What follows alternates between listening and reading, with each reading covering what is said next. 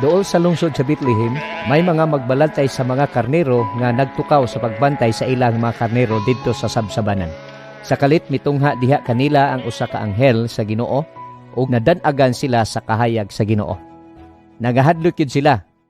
Ayaw kamog kahadlok.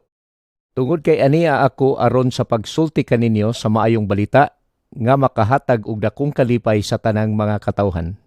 Kay didto sa lungsod ni Haring David natawo karon ang inyong manluluwas. Siya mao ang Ginoo nga gipili sa Dios nga maoy maghari.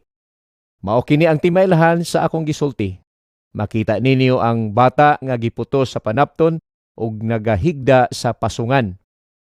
Paghuman og sulti sa anghel, sa kalit lang nagpakita ang daghan kaayong mga anghel ug miduyog kaniya sa pagdaig sa Dios. Dalaygon ang Dios sa langit. May kalinaw na dinhi sa yuta sa mga tao nga iyang gikahimutan. Sa dihang mibalik na ang mga anghel dito sa langit, nag-ingnanay ang mga magbalantay sa karnero. Tana, mangadto kita sa Bethlehem og atong tan-awon kining mahitabo nga gisugilon sa Ginoo kanato. Busa, nagdali sila sa pag-adto sa Bethlehem ug ilang nakita si Maria ug si Jose ug ang bata nga naghigda sa pasungan.